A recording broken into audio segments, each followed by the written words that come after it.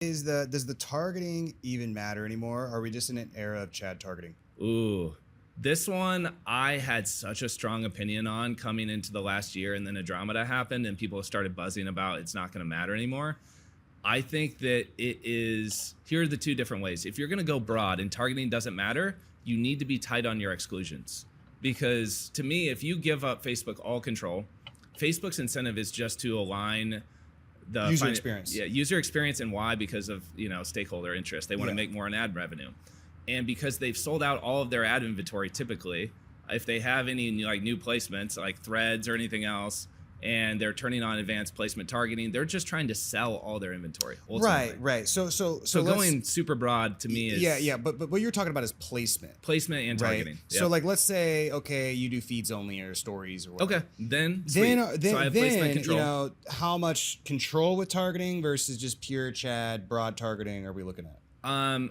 Generally speaking, people these days are going broad targeting, and I think the smart ones are excluding every week. So you go broad, no targeting. If you're going to go that approach, it's not my favorite. I still prefer to build off of interest, to do my target market research and have guesses as the hypothesis. Yeah. And I'm testing a lot though. That's where I like my complexity. If you're going to focus all of your time on creative and not do a lot of targeting, all I ask our media buyers is let's exclude targetings that don't work every week. Yeah. Cool. Well, and how do you determine the targetings that don't work? You got to have some test budget. Some you got to have test budget. So I'm okay with going 90% broad on everything, but let's test something that's targeted and then either add that as an exclusion or even a custom audience as an exclusion. If that didn't work in the last week, we were going after IG engagers or anything like that. And how much do you think targeting could affect lead quality?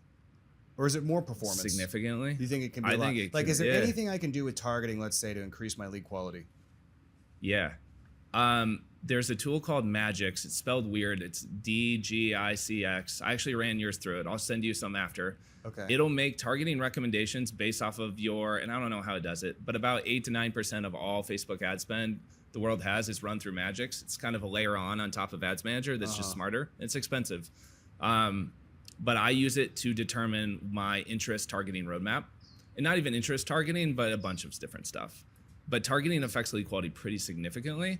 And I would never just give Facebook blind trusts in 100% of our ad spend. Right now, though, we are like 50%. So what does Magix do? Magix is, I don't even know what they would call it, but a better ads manager is what I would call it. Okay. It filters things faster. It basically cuts the media buyer's job in half every day to me, as far as the complexity of it. Right.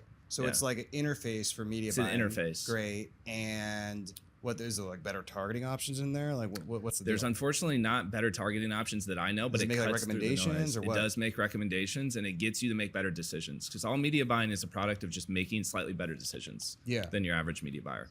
So it'll give you recommendations on targeting. However, if you start broad, that's why I hate it. If you start broad and 100% of your traffic is broad, you never get to analyze these segments of targeting. Okay.